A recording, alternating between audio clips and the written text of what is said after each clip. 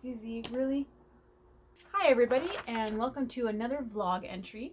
Today I thought I would sort of aim it at my younger self. So today is my birthday and I am now level 37. And I've just sort of been looking back at, the last several years and my 20s and that kind of thing. And I thought I would address something that I was really preoccupied with in my 20s, even in my teens, my 20s, my early 30s. And that is being single. So I am a single woman. I do not have anybody in my life, partner-wise. And back when I was younger, in my, teens and 20s, I used to think that was a really sad thing. I used to think that,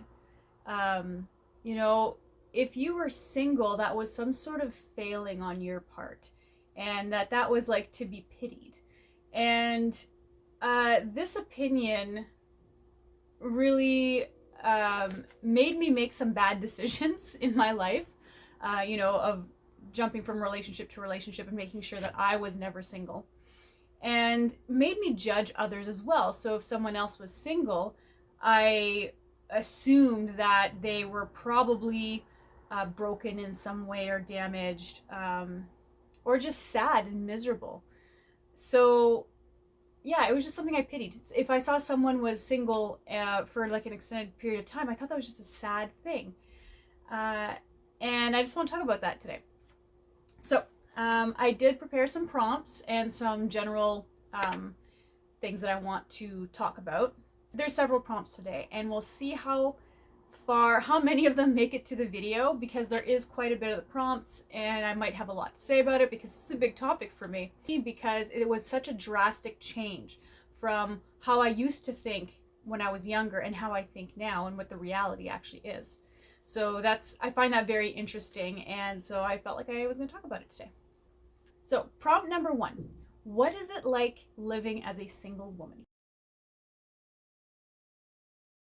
What is life like when you're a single woman? It's great. I'm gonna be honest. Like I said, I used to think it was this miserable thing, but I have nothing bad to say about being single at all. It's all positives. But let's start with some simple perks of being single. I sleep great. I have the entire bed to myself, and that is fantastic because I am like a starfish sleeper. Or like I am a gymnast sleeper, let's even put it that way. I will sleep with my head at the foot of the bed. I will be diagonal. I will be just perpendicular. Sometimes I'll sleep sitting up against the wall if my sinuses are bad. Sometimes I sleep with blankets. Sometimes I sleep on top of the blankets with like an Afghan. Sometimes I sleep with a ton of pillows. It varies by like night and throughout the night, so I'm always moving around. Sleeping that way makes it difficult to sleep in a bed that someone else is in. So yeah, I'm never worried about waking someone else up. I am just doing my own thing, getting comfortable, and sleeping. Another thing I don't have to deal with is someone else moving around, someone else snoring, and none of that. That's not a thing anymore. I don't have to worry about other people's preferences. I have these lights in my room by my bed, and I love it, and I don't have to worry. Hi.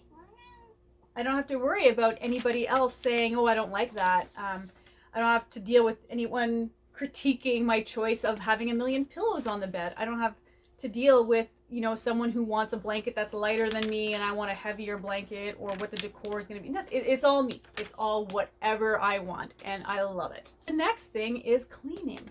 Things stay clean. It's amazing. I do the dishes, say 8 p.m., and then I get up in the morning, and when I'm making breakfast at 10 a.m., the kitchen is still clean.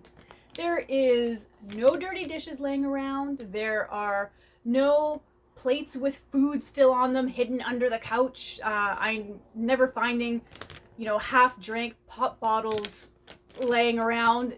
There's no recycling sitting beside the sink that needs to be put away, that hasn't been put away. None of that.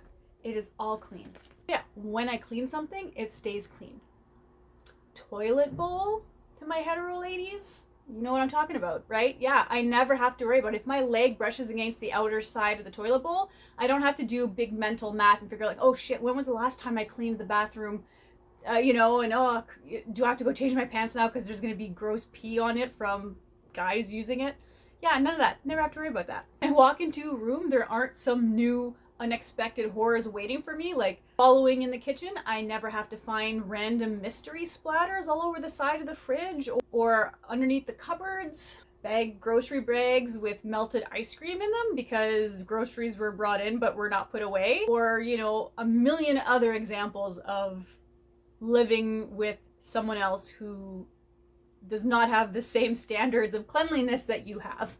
Never have to worry about that. My place is always the way I like it. And if I'm having a day where I just don't want to clean and it's going to be messy for a little bit, that's okay too, because there's no one around to judge me. So it is fantastic in that regard that my apartment is just as I like it. It matches my energy level. I never have to worry about the pressure to get things cleaned or done because someone else is relying on me. It's just exactly how I want it. But I think the biggest benefit in this regard is that I don't have to cater to anybody's emotions. And that, I think, was the biggest drain on me when I've been in my relationships in the past. There's no worrying about how the other person is doing or feeling. There's no eggshells to walk on. There's no anger issues, no projections, no abusive manipulation. It's really great. Now, you could argue that, that would all be just like in unhealthy relationships. And if you have a healthy relationship, you don't have to worry about that. But you still do have to worry about catering to someone else's emotions to a degree in even your healthiest relationships. Because if you're coming home happy and your partner is sad, then that's going to impact you, right? You're going to want to cheer them up. You're going to be pouring some of your energy into them to help. And, there's pros and cons and whatnot, but I don't have to worry about that at all. There is no concern in that regard. My moods are absolutely whatever they are. And there's no drains on them in that regard. There's no feelings of security where, oh, did I do something that upset them or anything like that? I never have to worry about any of that. My emotions are completely my own, and I have the full freedom to express any of the emotions that I need to express or I feel like expressing. It's all available to me. It's all free. Every relationship requires some form of emotional navigation.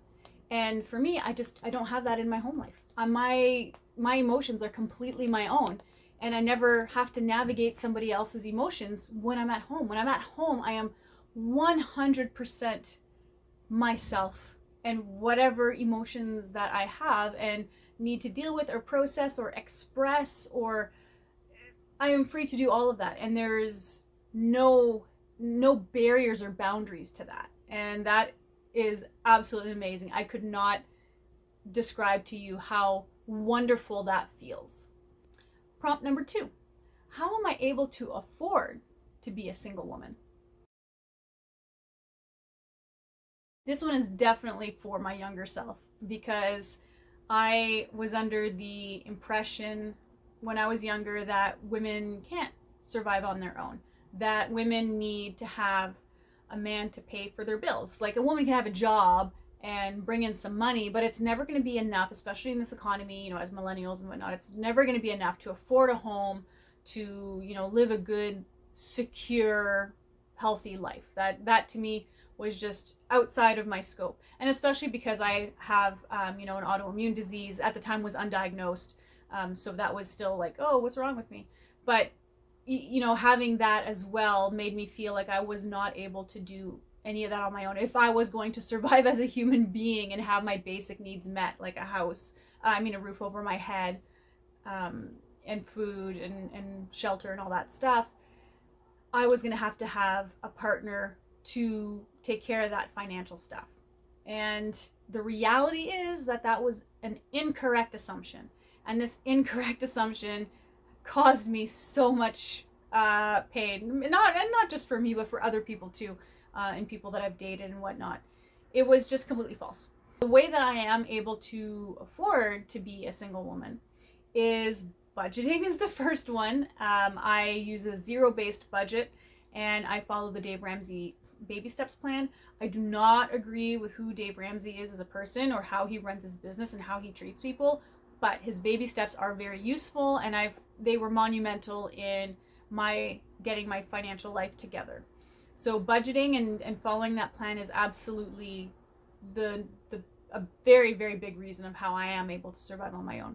The second one is being in school. Grad school does provide me with an income, and the work that I'm putting in for that income is very flexible. And so this was very monumental with my illness, was that I was able to take time off as needed, day 2 or 3 days here, whatnot, and it was fine. I wasn't going to get fired because I'm not showing up to work for 3 days.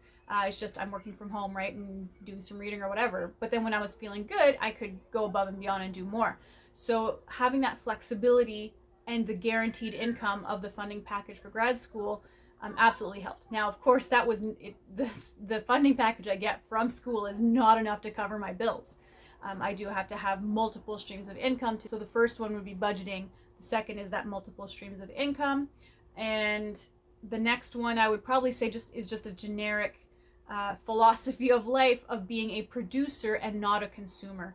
So I switched from consuming things, like buying things and purchasing stuff and collecting things, to creating things and selling them.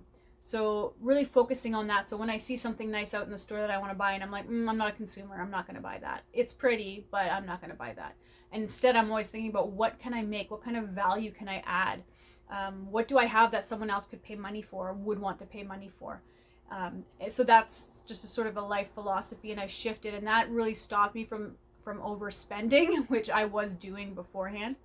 But anyway, so those are the three biggest things I would say are what allow me to, make ends meet as a single woman, is budgeting, having multiple streams of income, and just having the philosophy of being a producer, not a consumer.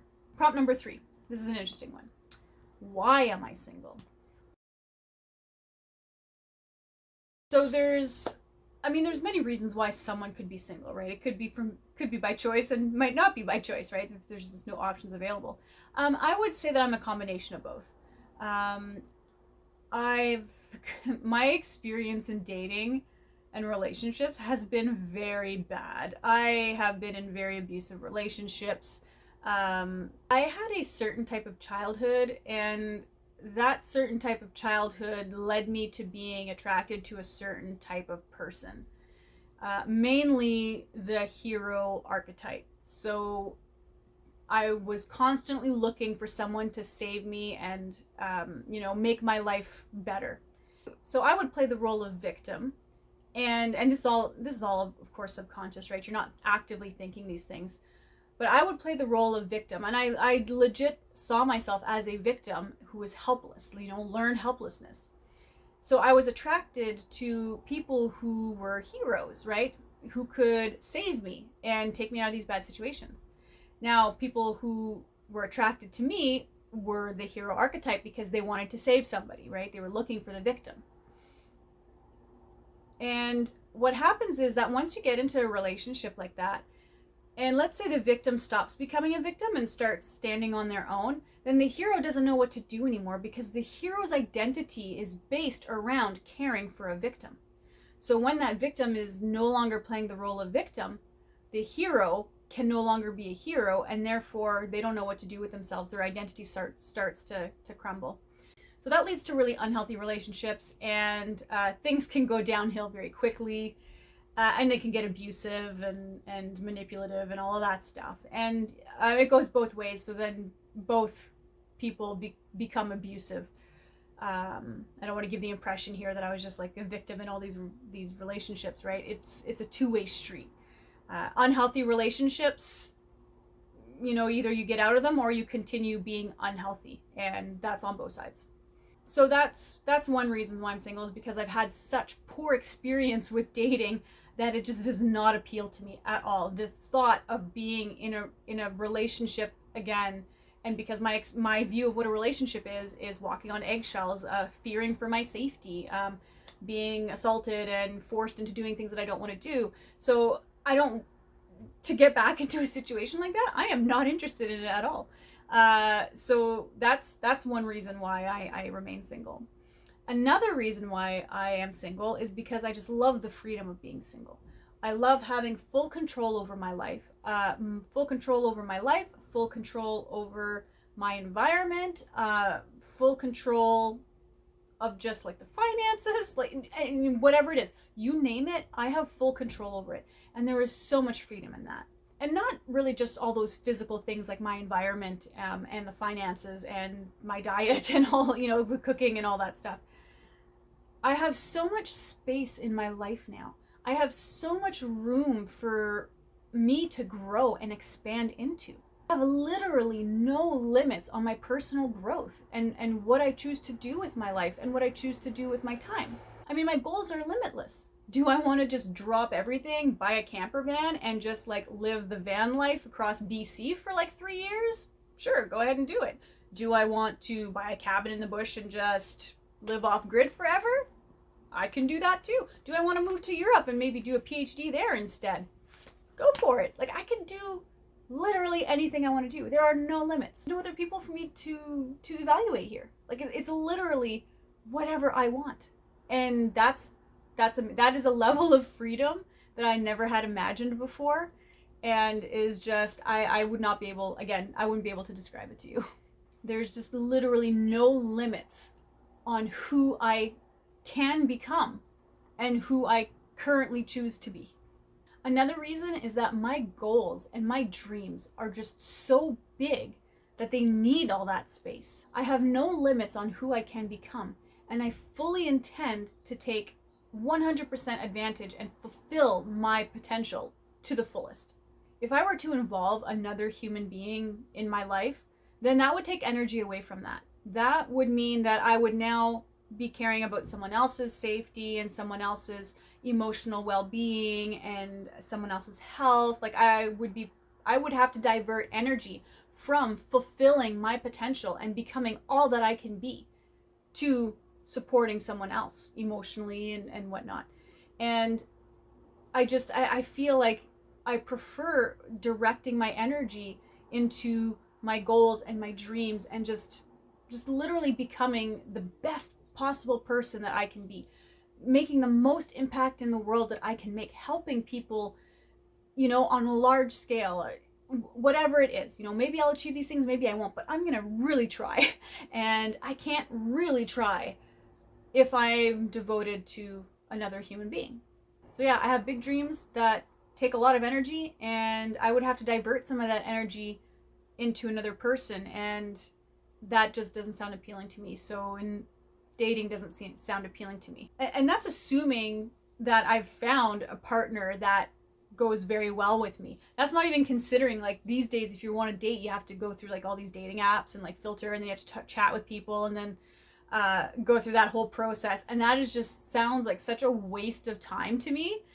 I mean, if that's something that people like to do, go ahead and do it. That's how you want to spend your time. Go ahead and spend it. That's the point, right? We're all supposed to be diverting our energies to the things that are most important to us. And to me, that is just so far down the list. I have just much different things that I enjoy spending my time on. And that is the personal growth stuff and my goals and my dreams. The final reason that I would give as to why I am single is, simply put, standards. I've been single for a few years now, and in that time, I have done just an immense amount of personal growth and healing, and it's continuing like at an exponential rate right now. I've gotten to a point where I'm just not interested in anyone who doesn't match that level of awareness in matters of emotional intelligence. Don't understand the dynamics of various trauma responses? Not interested. Don't know what shadow work is? No thanks. Don't support causes like Black Lives Matter, trans rights are human rights, sex work is real work, land back? Move along. Unable to read people's emotions and react accordingly? Yeah, definitely not interested. Like, I'm not, it is completely unappealing to me.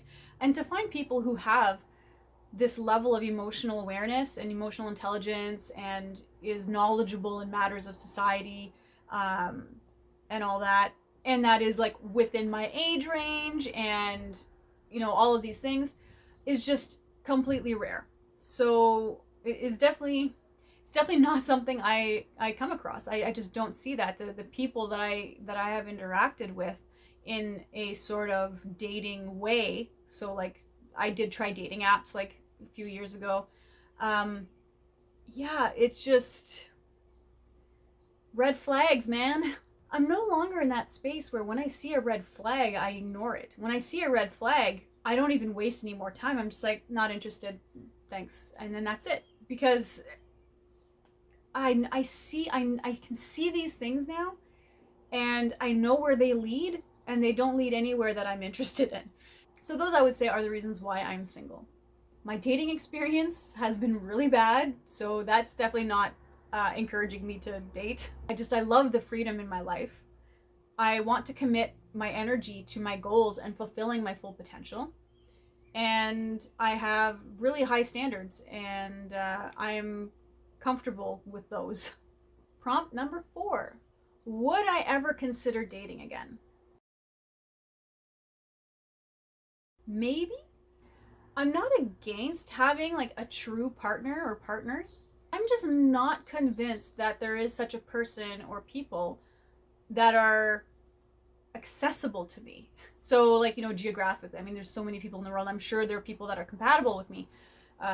But the odds of me, like, actually meeting them, I'm guessing, are astronomically small.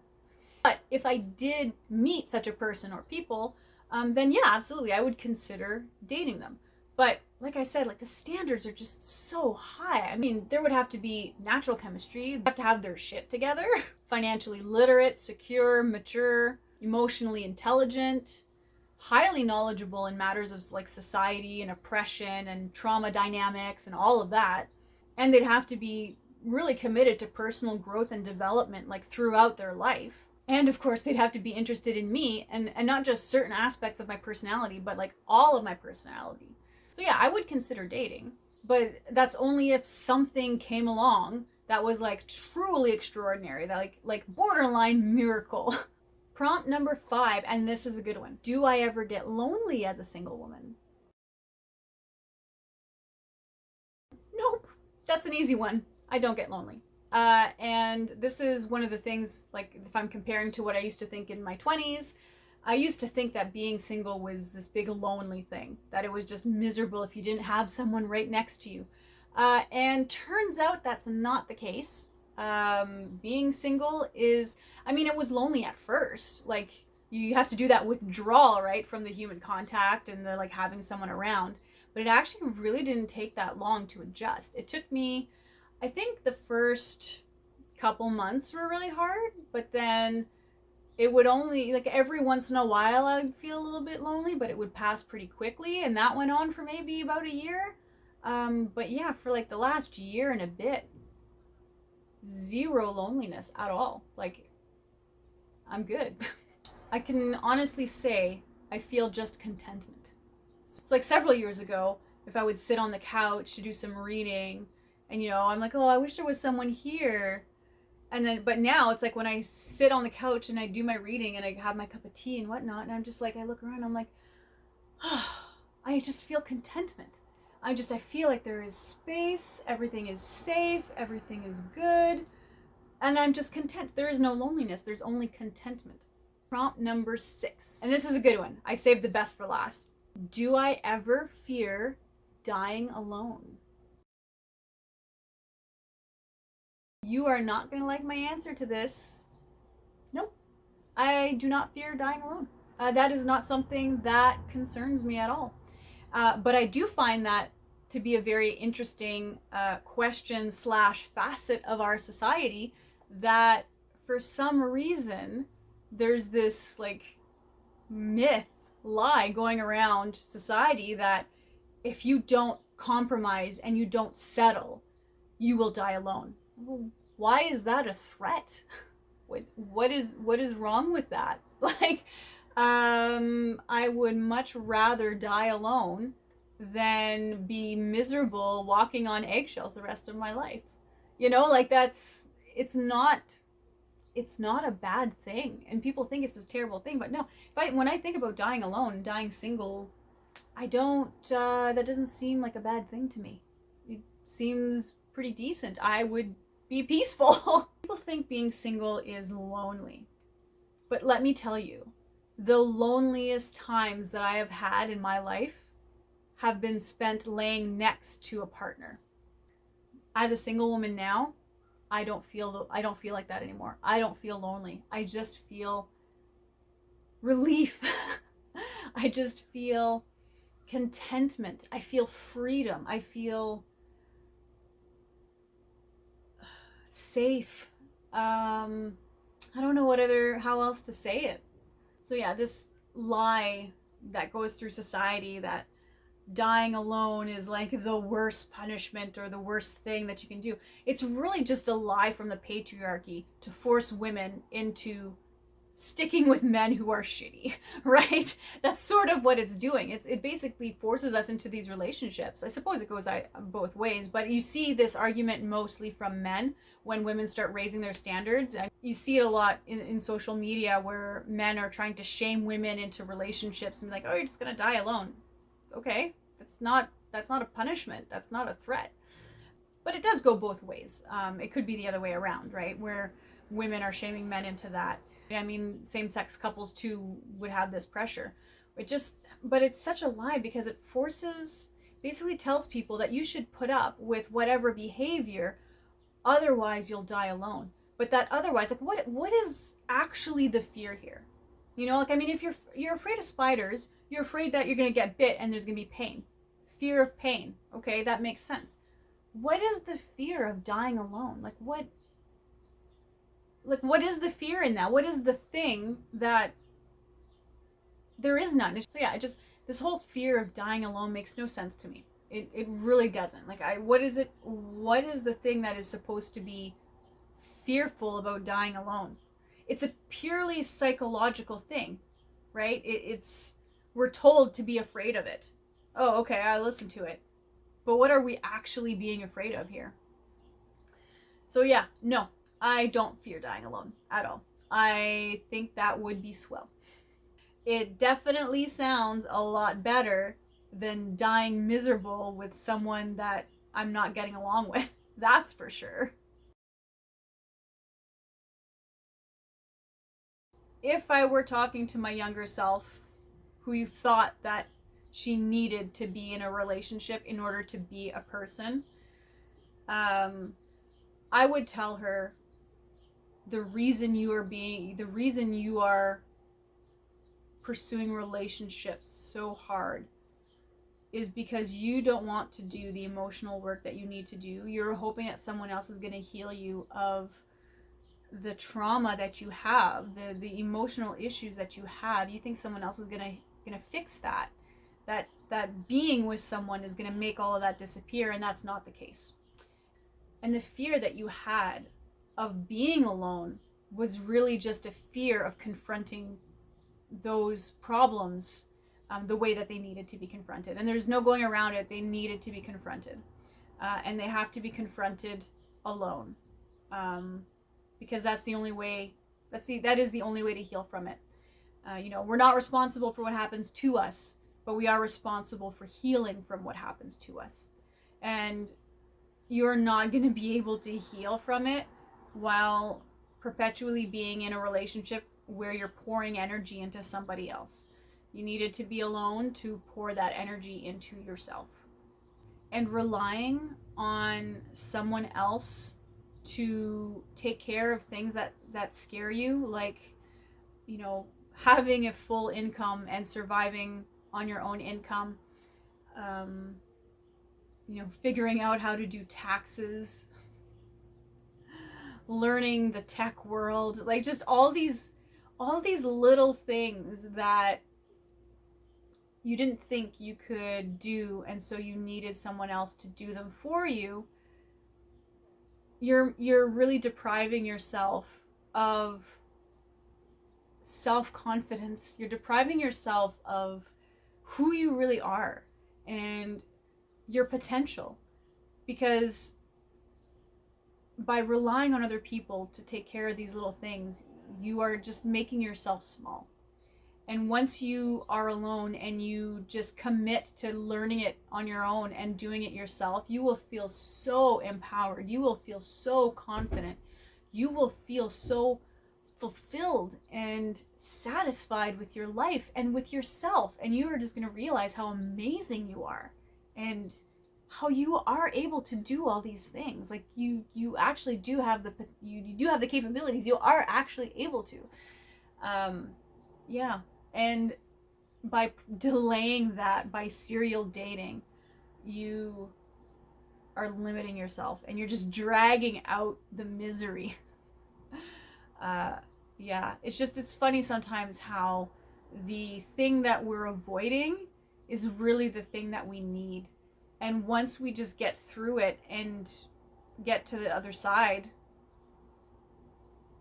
it's mind-boggling why we waited so long to do it. It's crazy to me to think that. I avoided being single for so long because it was terrifying to me. And now that I have been single for a few years, this is the best time of my life. There has never been a time in my life where I have felt so good about myself, where I have been so healthy, where I have been so assertive and content and fulfilled and satisfied with my life, you know? So yeah, I don't really know what more I could say on this front. That's pretty much, I think I've said pretty much all that I'm gonna say, and anything else is just a repetition of what I've already said. So I will leave it at that. Thank you for watching if you watched, and hope that, like I said, hope it was entertaining or informative or whatever. But of course, before I go, I will show you the cat who is here.